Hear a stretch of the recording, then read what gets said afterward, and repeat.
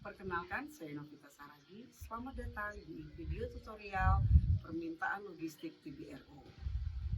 Pada kesempatan kali ini, saya akan memandu Bapak Ibu yang berasal dari Pasienkes seperti rumah sakit, puskesmas inisiasi, dan puskesmas satelit dalam mengajukan permintaan logistik TBCRO di SITB kepada Dinas Kesehatan Kabupaten Kota.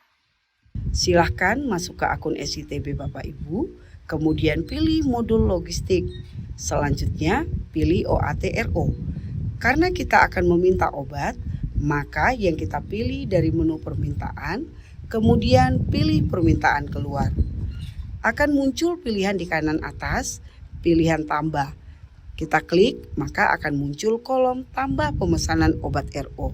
Silahkan dicek kembali bahwa permintaan dilakukan dari Pasienkes ke Dinas Kesehatan Kabupaten Kota sesuai dengan timeline permintaan secara nasional. Kemudian silahkan isi perkiraan jumlah kasus baru dan jumlah kasus anak sesuai dengan pembagian estimasi target oleh Dinas Kesehatan Kabupaten Kota Bapak Ibu.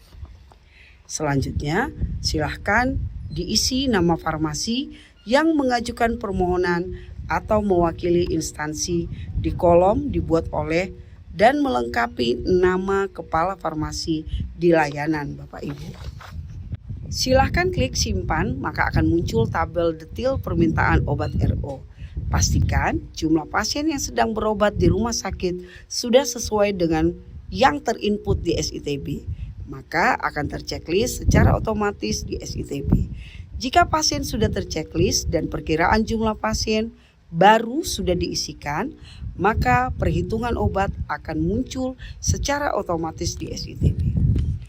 Akan muncul tabel yang berisi jenis obat, sediakan obat dalam miligram dan bentuknya, jumlah kasus berobat, total kebutuhan, konsumsi 1 bulan, konsumsi 3 bulan, perkiraan pasien baru, kebutuhan pasien baru per hari, kebutuhan pasien baru selama 3 bulan, buffer stok selama 1 bulan, jumlah kebutuhan, dan jumlah stok yang merupakan jumlah fisik obat yang masih tersedia di farmasi layanan Bapak Ibu. Silahkan disesuaikan dengan jumlah permintaan akan muncul secara otomatis.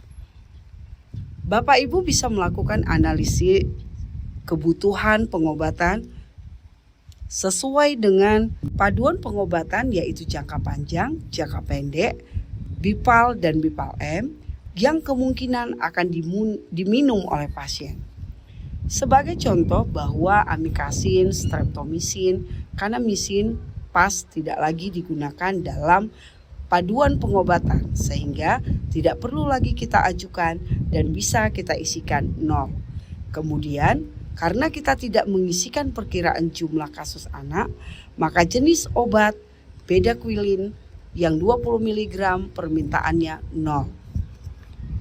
Viraginamid yang tersedia saat ini adalah yang sediaan 500 mg, sehingga dijumlahkan di kolom viraginamid 500 mg dan viraginamid sediaan 400 mg diisikan dengan 0. Begitu juga dengan vitamin B6 yang saat ini tersedia adalah sediaan 100 mg. Maka untuk sediaan yang lain bisa kita convert ke sediaan 100 mg. Jika stok obat yang ada di layanan masih mencukupi untuk perhitungan kebutuhan selama 3 bulan, maka silahkan dibuat permintaan menjadi 0. Begitu juga dengan jenis obat lainnya, jika sudah tidak ada stok fisik dan sudah sesuai dengan SITB, maka silakan diajukan permintaan obatnya sesuai kebutuhan. Misalnya, jika ada terjadi kekurangan obat yang pernah diajukan sebelumnya pada periode yang sama, maka di kolom keterangan bisa dituliskan keterangan yang mendukung kita, yaitu pengajuan tahap 2 kebutuhan Oktober sampai dengan Desember 2024. Karena pasien yang berobat meningkat dan estimasi yang direncanakan, kemudian klik simpan. Kemudian akan ada pilihan ekspor ke Excel jika ingin menggunakan Excel tersebut.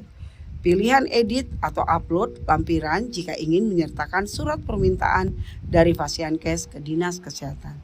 Jika sudah dilengkapi sesuai kebutuhan, maka permintaan tersebut sudah masuk dan terkirim ke Dinas Kesehatan Kabupaten Kota.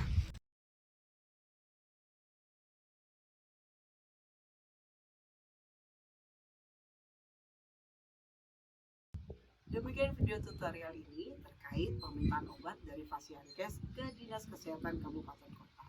Semoga bermanfaat dan Bapak Ibu bisa mengaplikasikannya. Sekian dan terima kasih.